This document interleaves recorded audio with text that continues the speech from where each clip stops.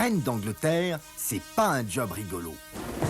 On défile, on trinque, on se fait belle, et bien sûr, on finit par s'ennuyer à mourir.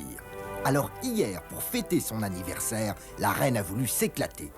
Direction Paris, en route pour ses rêves les plus fous. Ici, Elisabeth Kazakh-Rose, Stock-Rose, monte Prince of Wales.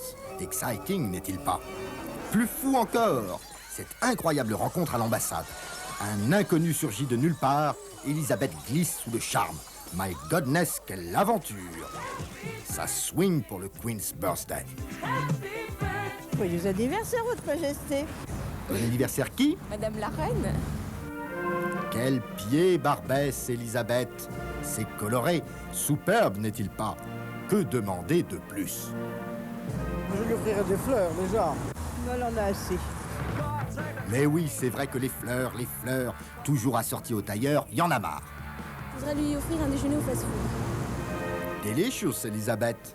What a couronnement! God save the Burger Queen. J'aimerais bien offrir à Votre Majesté davantage de bonheur dans la vie privée de vos enfants. Mais non, on va pas vous seriner avec Charles et Di et les autres. C'est votre anniversaire, Elisabeth. Vous êtes toujours jeune et nous sommes tous vos enfants. Et vous vous encanaillez, Majesté.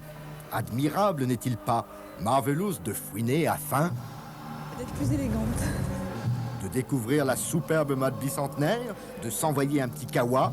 C'est réussi, The Queen s'éclate et rêve de Moins paix. de violence dans les stades britanniques. Ce serait pas mal. Ce serait pas mal.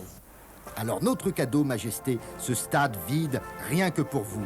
Car pour nous, vous avez toujours 20 ans. Alors on dit... Happy birthday, Mom. God save the Queen.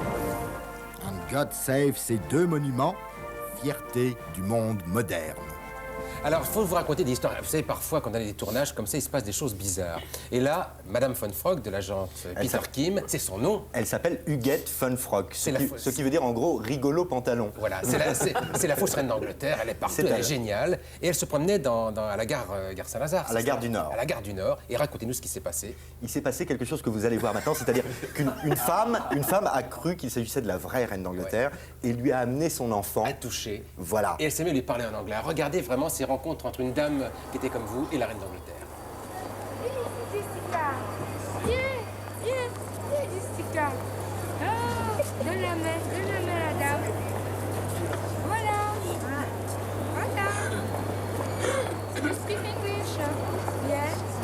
You come here for holiday? Oh, very nice. Very good.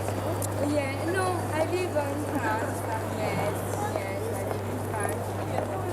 Yes, thank you. And you too. Bye. Thank you. Je peux dire que je n'ai jamais eu de colibet ou de réflexions désagréables, au contraire. Toutes les réflexions que j'ai pu avoir des gens, ils viennent vers moi et c'est un peu un hommage qu'ils rendent à la reine à travers moi. Donc l'aura du personnage est rejaillissée sur moi.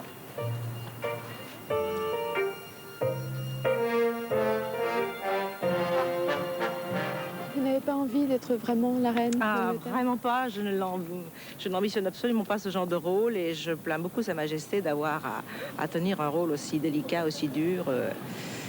Mais dans votre vie privée, par exemple, est-ce que ça a joué sur votre comportement? Oh non, alors absolument pas. Dans ma vie privée, je n'y pense même pas. Vous savez, lorsque je dépose la couronne ou bien le manteau ou le chapeau, c'est terminé, je n'y pense plus.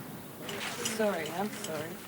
J'ai jamais essayé de l'imiter. Je vous dirais même que récemment, lorsqu'il y a eu le film du jubilé de la reine, je l'ai regardé faire et je me disais, c'est quand même extraordinaire. Elle marche comme moi, elle fait ses mains comme moi. J'étais même furieuse. Elle me disait, c'est pas moi qui suis le sosie, c'est elle qui est mon sosie. Mais la différence avec elle, c'est qu'elle vous permet de gagner votre vie. Vous la gagnez bien? Ah, alors là, je crois que je ne peux pas dire d'avoir gagné ma vie sur le dos de la reine, si j'ose dire, non.